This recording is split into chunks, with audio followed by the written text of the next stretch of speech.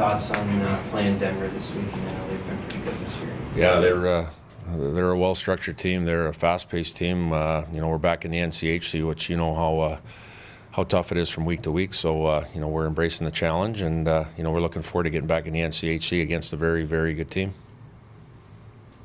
What makes this weekend special for your team? I mean, it's a big rivalry, the Pioneers and Fox. Yeah, you know what? Obviously, they're always there at the end of the year in postseason, and they're a team that has depth in every position, and it comes to mind that they have a group that gets up and down the ice very well. They check very well. They're a very good structured team, and within that, they have success game to game. So again, it's going to be two very good teams going after each other this weekend, and this rivalry's developed over the years, and I think it's even more so now in our new league, just because they came from the old WCHA, and we've lost a couple of good rivals in Minnesota and Wisconsin, and this one remains alive and well. So it always makes for a great weekend.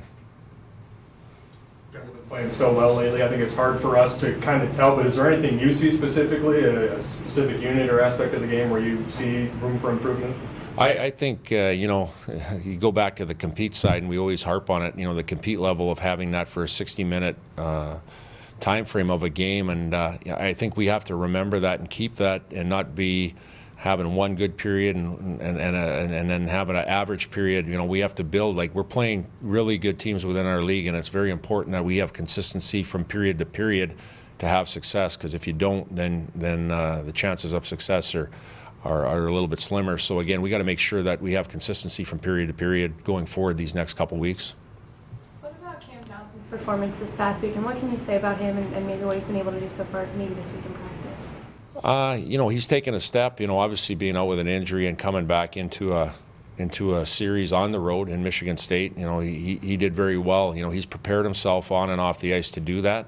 The big thing for me is not just having one good game, but he's come back and proved himself over that second game, which he was tested heavily on that Sunday game.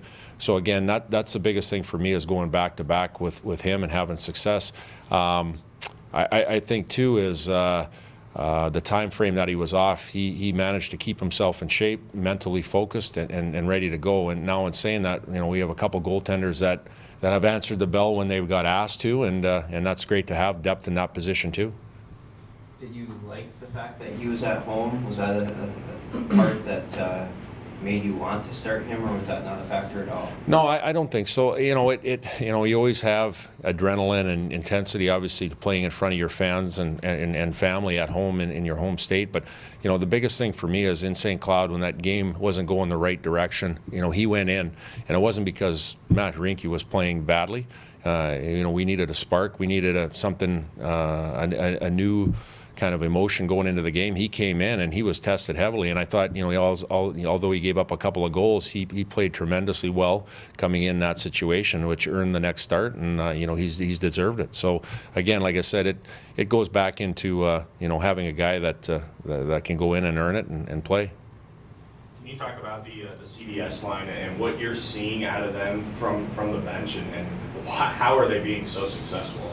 Well, I think basically, playing the right way, and we always talk about our team playing the right way. All four lines, all six defensemen, the goaltenders, playing with the puck and without the puck. Obviously, they're very, very dynamic and special with the puck, but it's the play away from the puck that you kind of see with that line, as far as they strip pucks, they play well defensively, they track hard back through the neutral zone, which is special, that we tell all of our group to do. But they're doing it, getting pucks back, and they're transitioning pucks to give them offensive opportunities. So again, I think that's a big part of our team play, but obviously that's part of their success.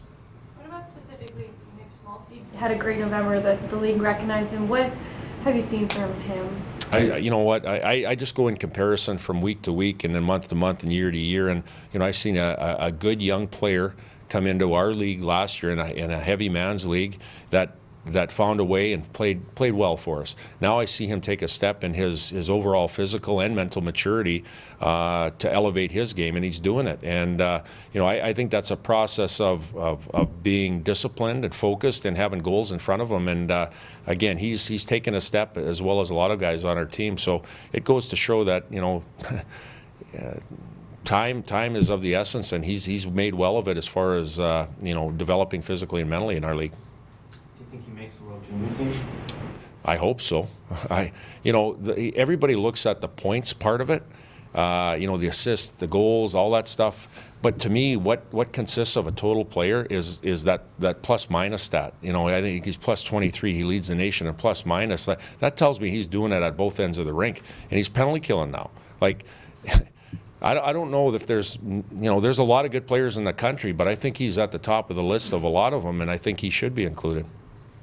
Talk about the stats of production of that line. I think it's been more than half of the team's overall points. As a coach, is that a good thing or a bad thing, or as long as you win, do you really care that much? No, you know what? It's everybody focuses on that as far as the bulk of the scoring on that line, and we hope to have more supplementary scoring from other lines and D-men and different things like that. I go back to success we've had in this program with other lines. You look at the Oshie Taves Duncan line, you look at the Ryan Beta, the Lundbaum Panzer line, you look at all these different lines that kind of had success early, but found a way to win. And again, we'll get there. It's just a matter of other guys chipping in, and it's no mystery that they're doing it right now. But we'll have contributions from other players. Where's Tomek at right now in his recovery? He's in the back room.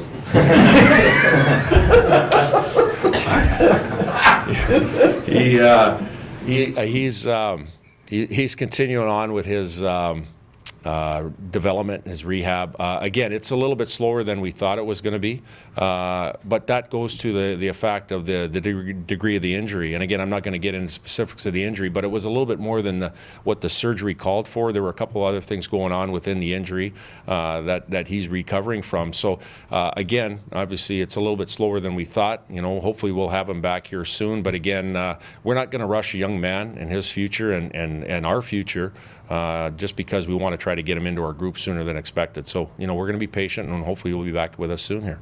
Is it a for sure that he won't play before Christmas with only 2 series left? Yeah, I don't foresee him to be in the next 2 series, but obviously the biggest part is we go back to it with all of our players that in order for you to play on the weekend, you got to have a full week of practice, and that's kind of the litmus test or the level that we want to get to, and he hasn't gone through a full week of practice. November's over and all your players have shaved them. Thank God. No. It's funny. It's always a great time of year. It's for a great cause, and again, our guys they've dug into that side of it, and it's funny. The guys that can grow beards and mustaches, and the guys that can't, and it's always interesting to see when November rolls around. So we're clean shaven in December.